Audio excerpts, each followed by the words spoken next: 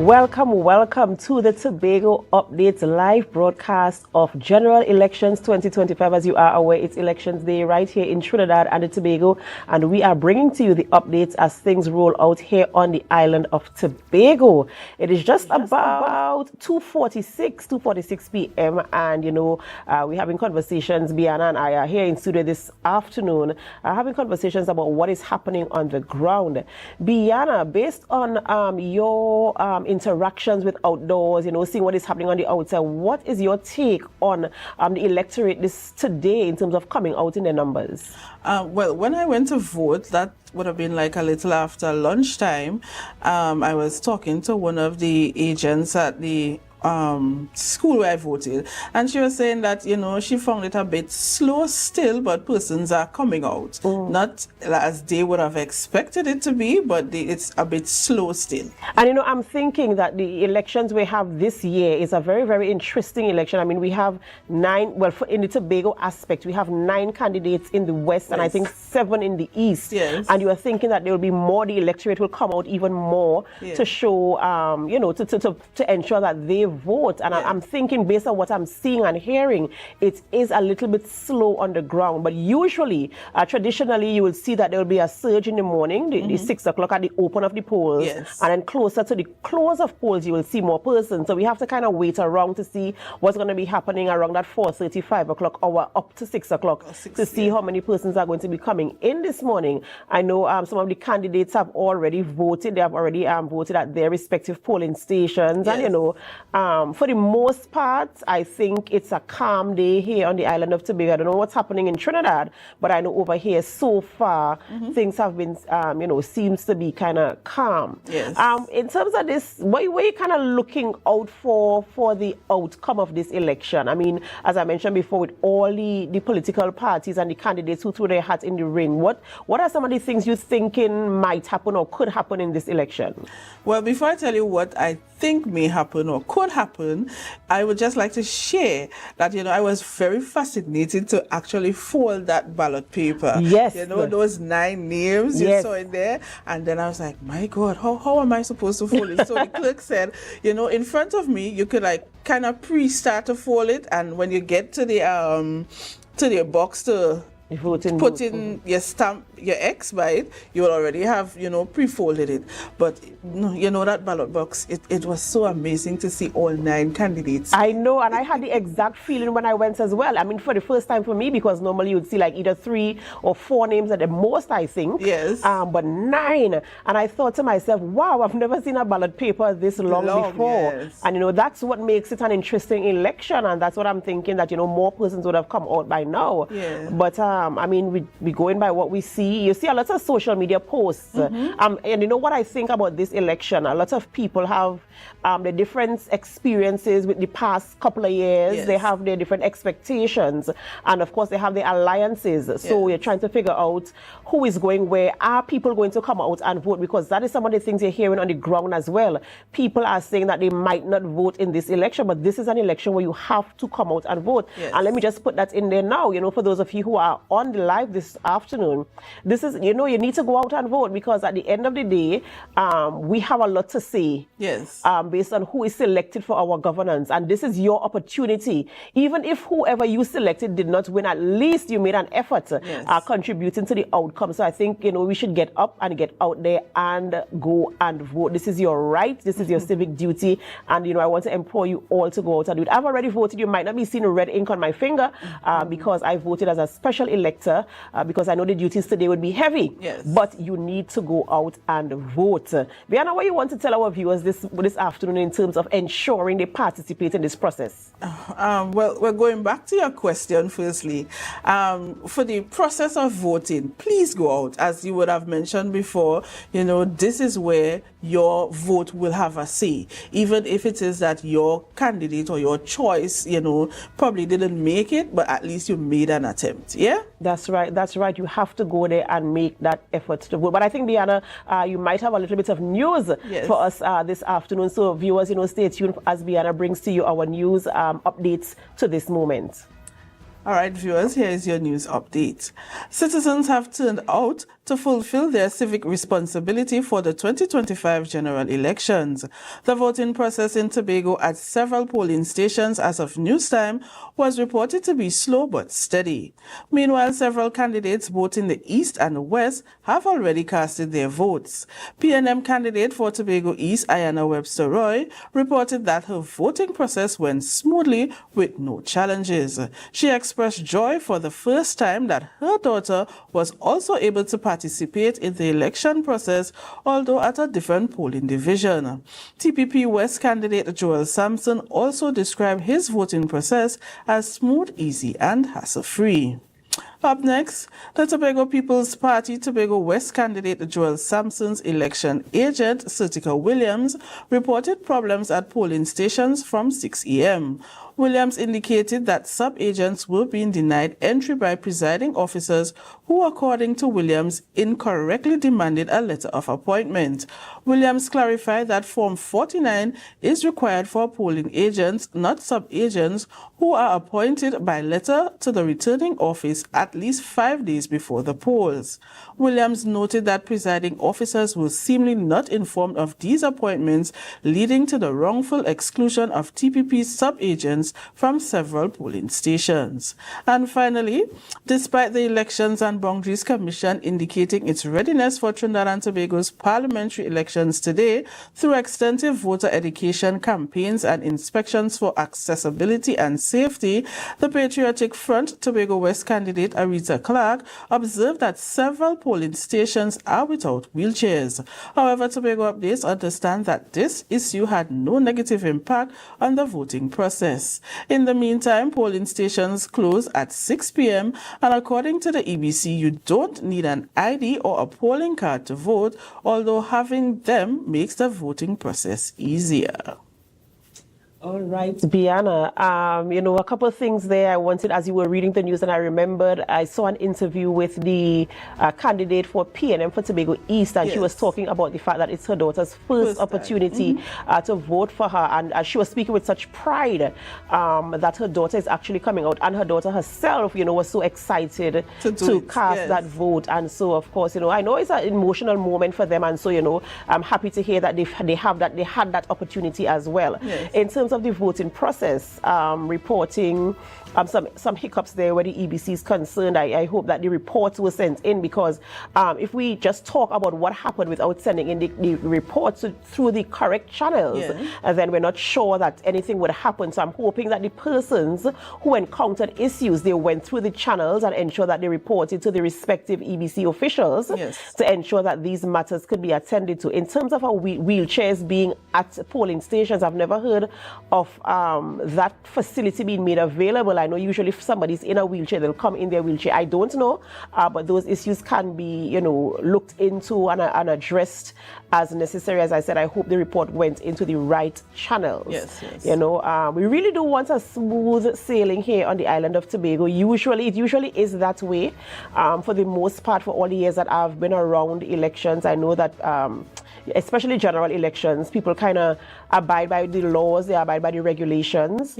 I know the relationship with the agents and the poll day staff sometimes, for the most part, is very friendly, but sometimes there are some things that they kind of want to ensure they get done, and there might be a little cross-threading somewhere. So that issue that was brought by Ms. Sertica Williams, I hope that can be sorted out as well, that the correct information is passed across there.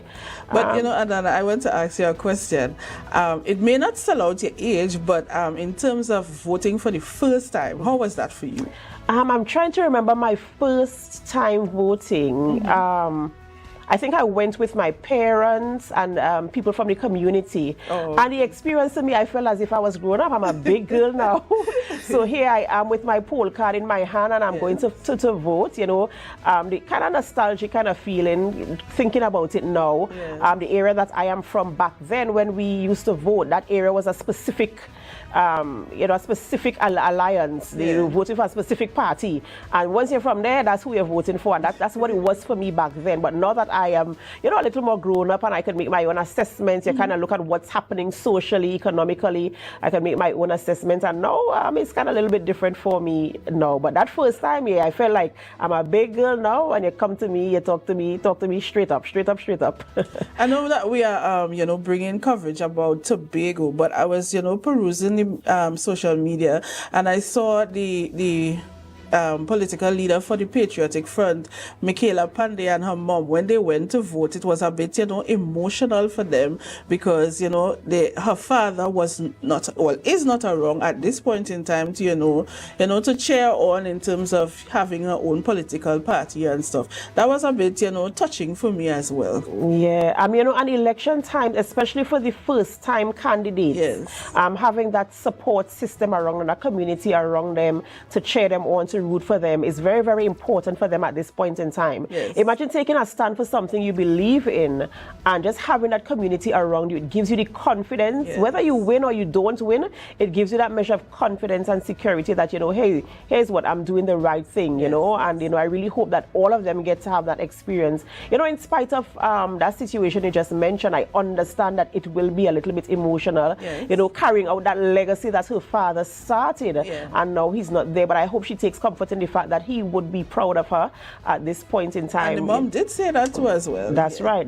And I'm kind of happy for everybody who is going out there because it says to me that they want a measure of not change one, but they also want to contribute to the governance of Trinidad and Tobago. They also want to contribute to the way policies are formed. They want to contribute to the social issues, the way things are done in Trinidad and Tobago to impact and affect the lives of all of us who are here. So I give, support for, if not for nothing else, for that at least I give that measure of support and say kudos to them because I don't know that I could have done it, so congratulations to them and may the best man win the race, may the best man win. As you are aware, viewers, this is Fight for We, and in case you're wondering what we is, west and east of Tobago. Fight for west and east of Tobago. Today is election day. Remember, go out and vote. Even if you don't have a poll card, as Bianna mentioned in the news, if you don't have a poll card or an ID card, you can still go out. They can be made for you at the polling stations, and you just take your affirmations. For those of you who don't have the ID, and you are still eligible to vote as long as you are on the revised list of electors. Yes. If you are not, there are roving officers, returning officers, persons who can guide you. Once you did your due diligence and you are on that list, you can vote today. Don't let that opportunity go to waste. Because come tomorrow morning, if we are one didn't win and you didn't go out to vote, well, they had to keep quiet for the next 4 to 5 years, right? And we don't really want that happening. We have some correspondence coming in this afternoon from some of the candidates who voted already, and we want to take you to those reports this afternoon. The process was very smooth, got in there. It didn't take me too long. I didn't see a line. I went with my sisters today. I was consecutive number 82, so it was quite smooth for me. The station, there were concerns to express that the station does not have the capabilities or structure for persons with disabilities. Do you agree with that now that you went into vote? I think it depends on where they take you. There are options. So if you're trying to avoid this step, you'll have to go in from that gate. But if you go in from this gate, you'll have to go down this staircase. It's like 2 steps.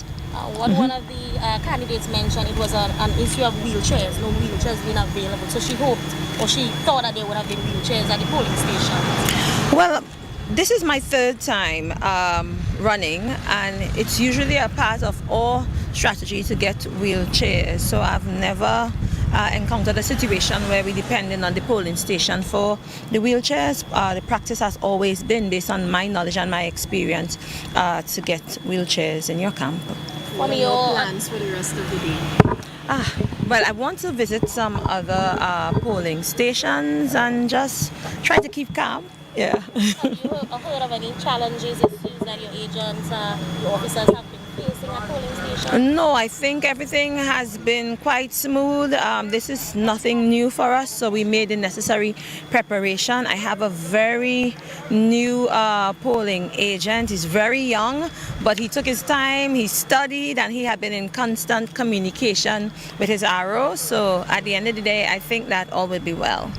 Yeah. So there are no complaints about your polling agents unable to access the stations? No, because we did the necessary work that we were supposed to do before by getting the letters and so on, and that was done prior, so we had already been prepared. So I heard of another camp where they didn't get their paperwork and so on prepared, so they might have encountered some challenges, but for us it was smooth because we did what we had to do and we were prepared.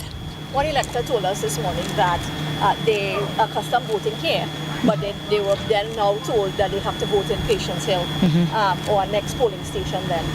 Have you heard any complaints with regards to that where electors have been moved? No, because the EBC, I must commend the EBC this year because they made the registry accessible and it was virtual. So when you meet somebody as you walk, if they were unsure, you were able to pull out your cell phone, ask for the name, first name, last name, the month of birth and the year of birth, and we could tell you exactly where you have to go to vote. And that's what we have been doing as we walked from house to house. So I haven't encountered any situation like that. Just show us your voting finger again. Oh, let me see when I got shut. Step this way a little for me. All right, lovely. You ready? All right. So how was the process for The process was very good. It was smooth, easy going, no hassle. Any updates from polling stations? Have you been keeping up to date? Any challenges have been reported? Well, I haven't gotten any updates as yet because I had a good night's rest. I got up this morning feeling in a good spirit. I prayed to the Almighty and I started my day. So when I leave from here, all updates and progress, I will be given those. And persons that could feel free to call and ask for updates and I would give it to them. So are you feeling confident this morning? I'm always confident. Thank you, Mrs. Thank you so much. Yeah, just...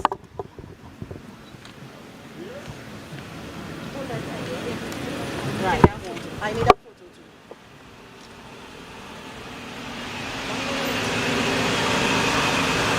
Watch this way.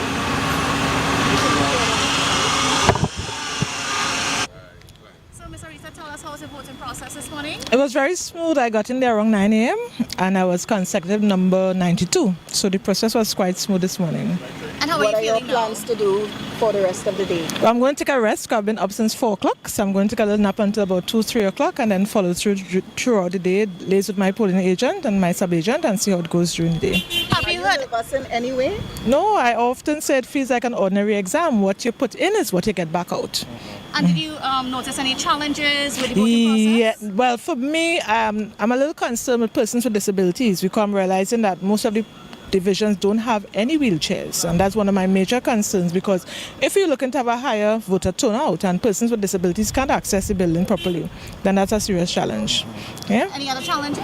No, well, I'm hoping that Tobagonians, the 53.3% from the last election, we bring it up to a little 75% this time. That's what I'm looking forward to seeing. Thank you. You're welcome. But before you go, hold up your voting finger.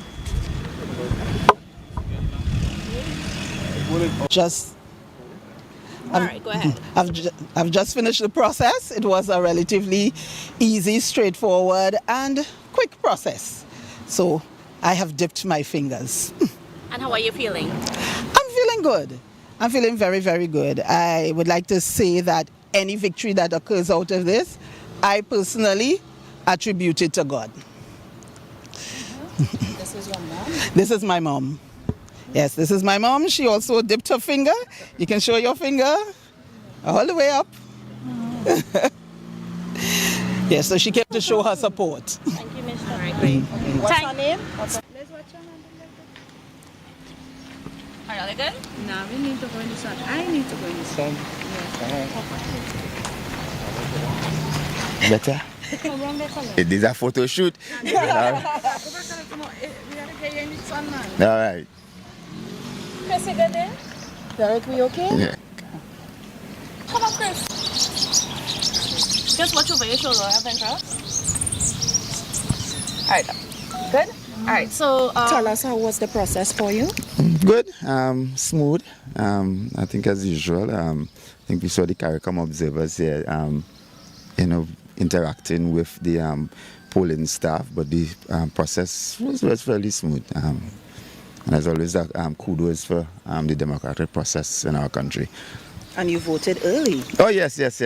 When I was a little younger, I used to vote later, but when it became responsible, you realize you want to get it done early so that then I can go and do other things. And how are your feelings about the elections today? Well, elections are won on the day, but I think the PNM has put forward two young women who have distinguished themselves both in terms of how they've interacted with their constituents and how they've participated in the governance process and what they've done to improve the quality of life in Tobago as members of parliament. So I think that we will get it done.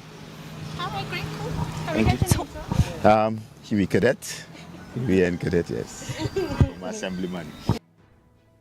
All right, our viewers, you have seen some of the candidates for Tobago West going to their polling stations and, doing what they came out to do today. You heard Mr. Huey Cadet, they're not a candidate, but also saying that, usually in the past, you're kind of take your time and go, whenever you feel comfortable. But of course, getting it out of the way. And you even heard Aretha Clark saying that, she wanted to do it early so she could go home and get a little rest. And I know that this period was very, very hectic for them, with the campaigning, going door to door and ensuring that everything is put in place for today. But so, she also raised a point of, I think is one of concern, yes, but as Shamfa would have said too, it's your responsibility for your camp to provide wheelchairs. So she was a bit concerned about persons who have disabilities not being able to access the polling station with where the wheelchairs are concerned. I think that is something that needs to be clarified. I think she mentioned that there were no provision of wheelchairs, but I don't see the EBC having responsibility for providing wheelchairs, because if a person is incapacitated or they're in a wheelchair, I would suppose they would arrive in their wheelchair. Yes. So I'm not sure exactly what the request or the demand was for the wheelchair in terms of it being there. As Shamfa Lewis mentioned, as you rightfully said, also that perhaps their camp, they can provide, their agents might say, well, listen, let me just work with this just in case. Yes. But I'm not sure that it is a policy situation where they must have them. In terms of accessibility, there must be accessibility. And I know for some polling stations that they provide, and I think Shamfa Lewis also mentioned the area where there are steps where you'd have to go down, or the other side of the building where it might be easier flow. So, I mean, these are things that the EBC would usually take into consideration, because I'm telling you, the training, because I worked as an election polling staff before, so I know the training includes ensuring the accessibility of the polling station. It ensures that even the person who comes in, the incapacitated elector, when they come in, that they have the necessary support, whether they are going with a companion or if they are able to go to the voting booth on their own, or if they need the help of the presiding officer at that point in time. So all of those things are taken into consideration, and they have those policies in place. But in terms of providing that type of support, in terms of equipment, you could call it that, for them, it is, I've never heard of it before. In fact, even in the voting booth, let me just tell you, Biana, for a person who is blind, there is also a template that they can use, and they will tell them how to line it up on the ballot paper, as far as I can recall. Sometimes they also provide a pen or a pencil for them to put the X for those persons who don't know how to use a stamp. I don't know if that was employed this time around, but usually those things are put in place. So a lot of consideration goes into preparing for an election, things that you and I might take for granted and think, well, you just go with your poll card, you go in the booth, you stamp, and you come out. There are persons who need additional help, and I think the EBC does a good job in terms of ensuring those that those measures of support are put in place. I'm not sure what else could have been done. I mean, it's something you would have to assess moving forward to see what else could have been added to the measure of support the electorate would need for poll day. I also want to piggyback on the fact that Shamfa Lewis said that she'll have to give the EBC kudos. In terms of seeing where your polling station is days before, or actually the fact that you have a cell phone now, you can actually see it you know, on the same set there to know even if it is that your polling station has changed. Yeah, so kudos to the EBC for that. Yes, and they have been doing a lot of improvements. In fact, you could have seen that on, I think, on their website. Yes. Would tell you exactly where your polling station number and your polling station address. Yes. And I know sometimes there could be confusion because there are multiple polling stations at the same venue. For instance, in the Tobago instance, at the Bishop's High School, I know there are either 2 or 3 polling stations on the same compound. Oh. So those types of polling stations, they have what they call an information officer. Oh. And that person will be placed at the entrance and they will tell you, like when you come in with your poll card, they will tell you which station you're going to vote. So although they have 3 polling stations within the compound, they still can direct you as to where you are supposed to go. So, you know, the EBC kind of have it covered, as far as I am aware, you know, and of course the Commonwealth observers are in Tobago as well. I know we spoke about this last week, wondering if they were just going to be in Trinidad alone, but we're seeing some of them over here as well, and we welcome it. And I think I'm hoping that will reduce the noise in terms of people saying it's unfair and, you know, having all of those things to say. So they are here and they are observing the process as well. And I'm thinking if there was anything out of sorts, they might have been able to say, let us consider this or consider that. So for the most part, in the Tobago aspect, EBC is doing pretty okay. And so they will be giving a report at the end of it all, eh? That's correct. That's correct, for the accountability and just to ensure that things went smoothly. We do have some more updates for you, but before we go to that, I want to remind our viewers, or in fact inform our viewers, that coverage for the results, they begin promptly at 6 p.m. right here on Tobago Updates Television at 6 p.m. We will be back with coverage of the results. Yes, we'll be heading to the camps of the political parties to bring in the results as they come in from as early as 6 p.m. So you want to be locked on to Tobago Updates Television to give you all the details and the updates as they were. But before we do all of that, of course, we head on to the east. To the east, we have some more coverage from the candidates, at least 2 candidates, I think, from the east. So let's hear what they have to say. Very smooth, very unencumbered. Yeah. Not whatsoever. Well, I intend to sit down, relax, read a psalm, sing a song of redemption, perhaps Moses and the Lamb, because we expect that at the end of today, the people of Tobago will be able to sing that victorious song of Moses and the Lamb, that song of victory, that song where we bury our past and we move into our rightful future, where Tobago becomes an island of purpose, where the people's life are given new meaning and there will be less damage to the human resource. We have had far too much damage to the human resource of Tobago. And how do you feel about voting in this year's general election? I feel good, actually. I feel confident. I feel self-assured. I feel as if I'm taking part in directing the country's affairs. Only when you vote, you can say that you're taking part in governance. This is a very important exercise for ordinary people to get involved in the way the country is governed.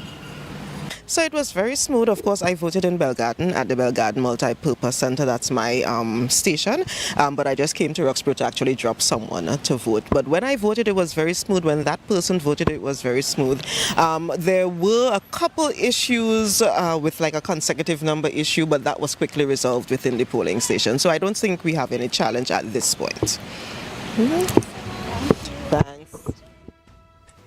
Watson Solomon Duke, always something to look forward to. With Mr. Duke, you know, he said he's going to be singing his hymns and psalms. Saying a psalm, eh?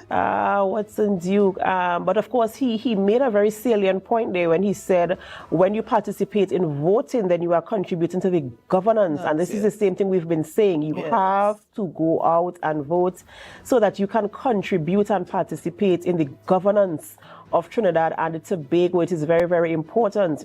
And I know, especially at election time, a lot of people They are disgruntled, they might be disappointed in what has been happening, they might be looking forward to something new or some change, but it can only happen with your vote.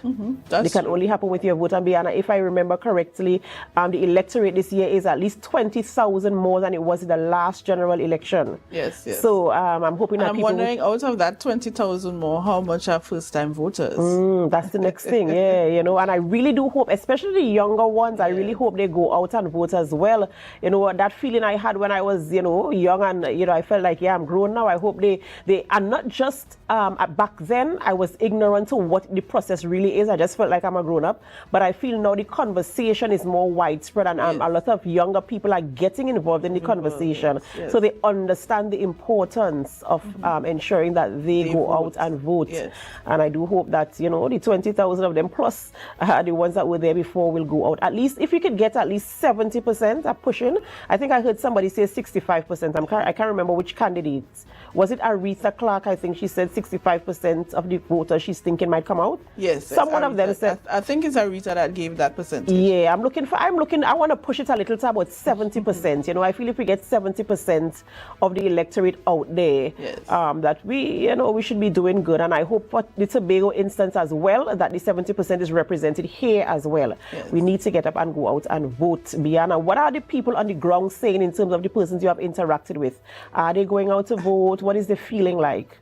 Most of the person that I interacted with, they are going out to vote. Some already cast their votes and some are waiting till, you know, they take their 2 hours to go out and vote. So I also want to say to the listening public, there's still time. 6 p.m. is going to catch up on us really fast, but there's still time. Go out and vote. That's right. And as you heard Mr. Huey Cadet saying, he usually used to wait till later. Don't wait till later. Now is a good time. You can tell your supervisor, right, that's it for today. It's 3:16 p.m. That's it for today. I'm going to take my time now and head to your polling station and ensure that you vote. Something I think it was Faith Brevner was just talking when she said she voted in Bell Garden, but she came down to Roxborough to vote. And that's another thing. She came down to Roxborough to drop somebody, And that's a very important thing, you know. Let's help each other because there might be people in your community, in your area who really want to go out to vote, but they don't. Right in your street. And they don't have the means to do it.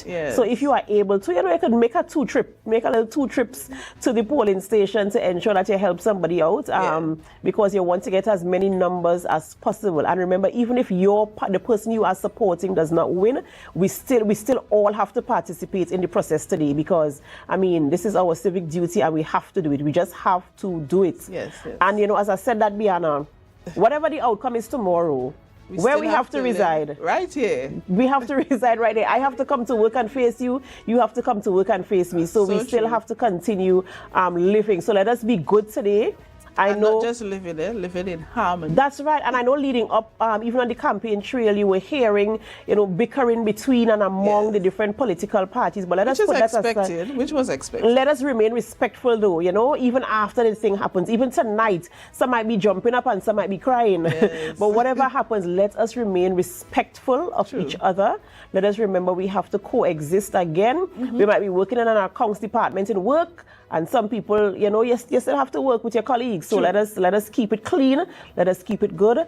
At the end of the day, whatever the results are, life goes on as usual. Life goes on as usual. So let us be good and kind to each other. Biana, is there anything else we have to share with our viewers this afternoon before we take a break? Remember, we are coming back promptly at 6 p.m. and you don't want to miss it. 6 p.m. is where we start to bring you results coverage because by then the polling stations would be closed. The counting will start. We will be going into some of the camps actually to see what the area is like. So because political parties will be heading into their camp and having conversations with their members, with the candidates, their supporters, their team to see what is happening, and we will be bringing you the counts as they come in. Isn't it exciting? Exciting times are ahead, and countdown to the new governance of Trinidad and Tobago is on, and we'll be bringing you the updates live from 6 p.m. Yes. All right, you know, thank you so much. We could go on all afternoon, you know, but, you know, there are other things to be done as well, and we will be bringing you more updates. We'll be speaking to more candidates as long as we get them coming in. Of course, look out on our social media pages, on our Facebook page and our YouTube channel at Tobago Updates Television to get more details, more insight, and to see what is happening on the road here in Tobago as we fight for we as we fight for West and East Tobago. See you guys back here at 6 p.m. Don't go anywhere. More than Tobago Updates Television. We've got you covered with everything General Election 2025.